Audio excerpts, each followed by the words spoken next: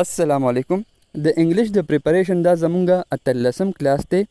په دې کې به پیګرز اف سپیچ وایو ځکه په تیر شوي ټیسټونو کې هم د دې نه ښه کاپي ام سی کیوز راغلي او انشاءالله راتلونکي ټیسټونو کې به هم په دې باندې ام سی کیوز راځي.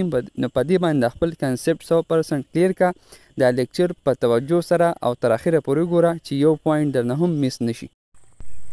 اول ځان د پیګرز اف سپیچ په کنسپټ باندې پوهه کا. لکه ګوره کته دی لیکای ته وګوري نو ورډز داسې الفاظ چې هغه په سنټنس کې په جمله کې یا په سپیچ کې په یو خبره کې یا به داسې ووایم چې په یو پویم کې په یو نظم کې یا په یو شعر کې چې هغه الفاظ پای کې استعمال شوي او د هغې د استعمال نه بعد هغه جملې هغه خبرې یا هغه شعرونه هغه څه شي هغه ویوډ شي. ویوډ مطلب واضح شي. امپیکټفل هغه اثرناکې کی هغې سره هغه خبرې هغه شعرونه یا هغه سپیچ چې کوم دی هغه جملې هغه اثرناکې شي او امیجنیټیو شي. امیجنیټیو مطلب دا چې ستا په ذهن کې پکچرز جوړ شي. منټلی چې کوم دی ستا په ذهن کې پکچرز ډرا شي نو دې ته څه ویلی شي؟ دې ته ویلی شي پیګرز اف سپیچ. پوه شوې؟ لکه څه مطلب ګورې یو ساده مثال سره ته دا اوس ایکسپلین کومه. لکه زه وایم هی از بریو. هی از بریو مطلب دا چې هغه بهادر دی.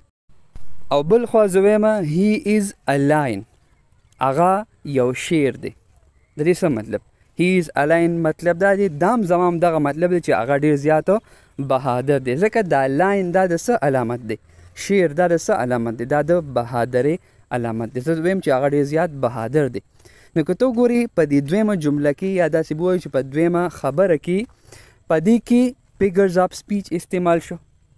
پیګرز اف سپیچ ځکه دې سره چې ما وی هی از الاین زما په ذهن کې د شعر تصویر راغی، د هغه سټرینګ دغه طاقت دغه بهادري زما ذهن کې راغله. ټیک ده که نه؟ نو دې ته ویلی شي پیګرز اف سپیچ. اوس په خبره باندې پوه شوي؟ امید لرم چې انشاءالله په پیګرز اف سپیچ په کنسپټ باندې به د یو مثال سره 100% پوه شوي. اوس ځان پوه کا د پیګرز اف سپیچ په ټایپس باندې قسمونو باندې. نو پای کې لومبنی قسم دی سیمیلی. سیمیلی یا دې ته تشبیه هم وایي. تشبیه څه ته وایي؟ کمپیرز ټو تھنګز یوزینګ لایک آر ایز.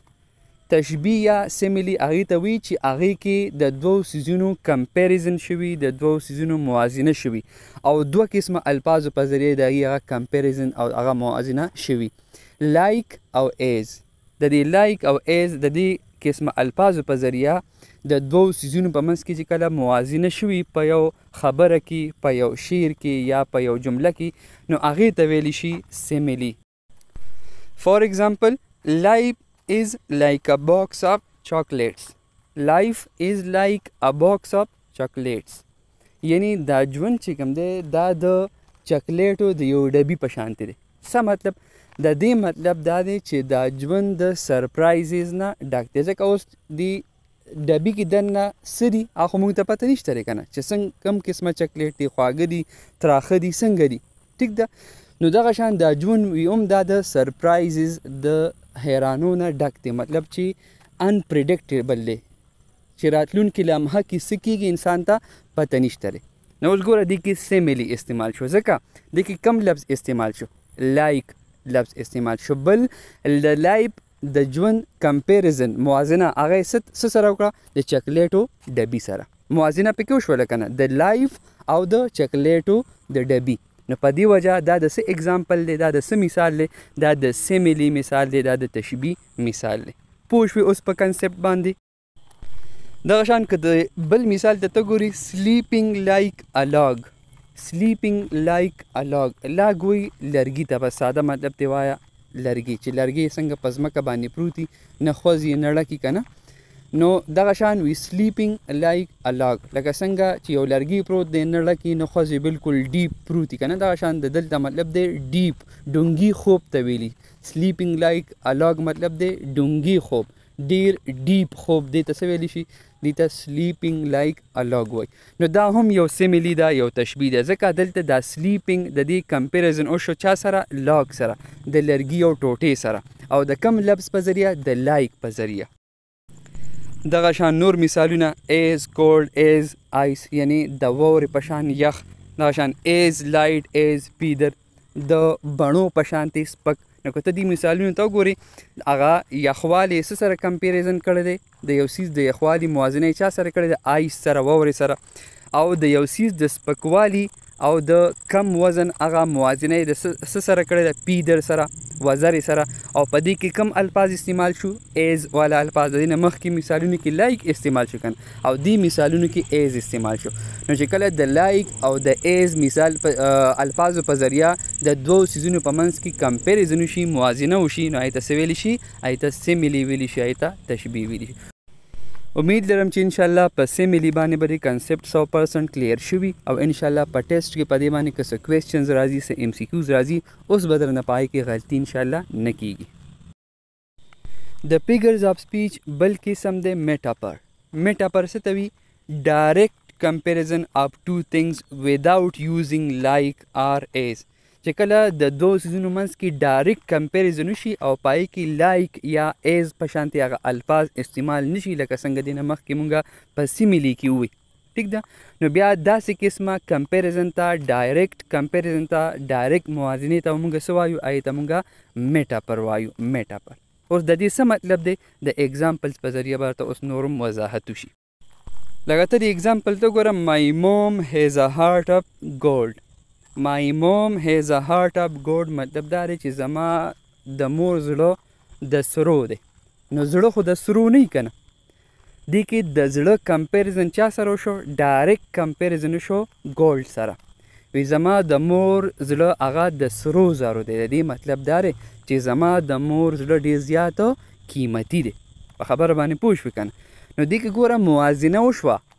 ډایرکټ کمپیریزن وشو نه پکې لایک لفظ راغی نه پکې ایز لفظ راغی نو داسې قسمه موازنې ته دې ته څه ویلی شي دې ته میټاپر ویلی شي دغه شان که ته دې بل مثال ته وګورې اټ از رینینګ کیټس اینډ ډاګس که د دې جملې لفظي معنی ته وګورې یعنی د پیشوګانو او د سپو باران ټیک دی نه ساده مطلب یې دا دی نو باران خو د پیشوګانو او د سپو نه وي که نه د دې مطلب دا دی چې ډېر غټ غټ څاڅکي والا باران دی ډېر زیات تیز باران دی ګوره اټ از رینینګ کیټس اینډ ډاګس د هغه تیز باران هغه موازنه یې کړې ده د کیټس او ډاګس په ذریعه د غټو غټو څاڅکو د باران موازنه یې کړې ده په خبره باندې پوه شوې نو په دې کې هم ډایرکټ کمپیریزن شوی دی دا هم یو میټاپر دی د فیګرز آف سپیچ دریم قسم دی پرسونیفیکیشن personification څه ته وایي giving human qualities to non-human things چې کله یو نان هیومن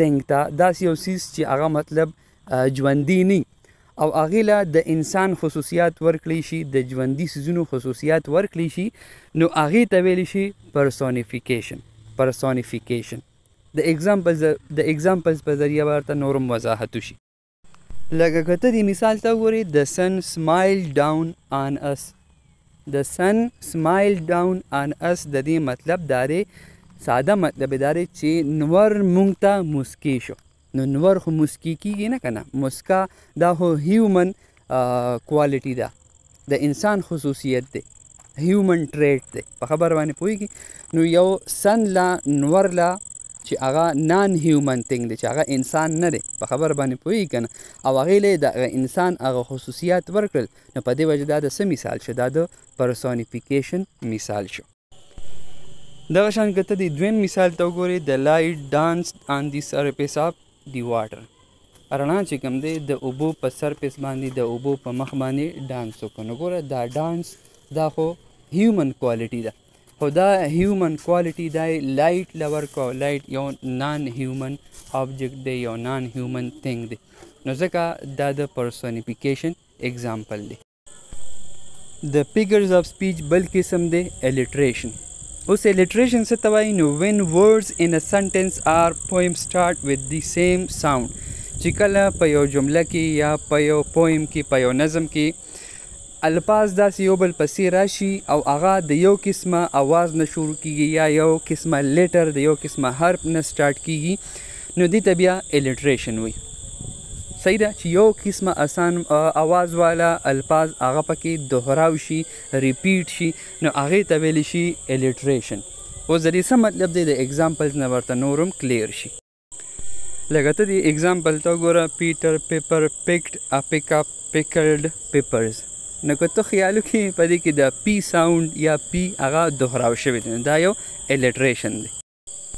دغه شان که ته دې بل اگزامپل ته وګورې شي سیلز سی شیلز بای دی سی شور، خیال دی نو په دې کې چې کوم دی دا ساوند ریپیټ شوی دی، دوهراو شوی دی، نو دا هم یو الټریشن دی. اوس تا لپاره ما د ګورنمنټ کتابونو نه یو 12 مثالونه راغونډ کړي دي. ته ما ته په کمنټس کې ووایه چې هر یو مثال پای کې کم فیګر اف سپیچ استعمال شوی دی. په خبر باندې پوه شئ، په کمنټس کې خامخا ووایه. په دې باندې په ټیسټونو کې ایم سی کیوز هم راتلی شي، نو ځان پې 100% پوه کړه او ما ته په کمنټس کې خامخا آنسر راکړه.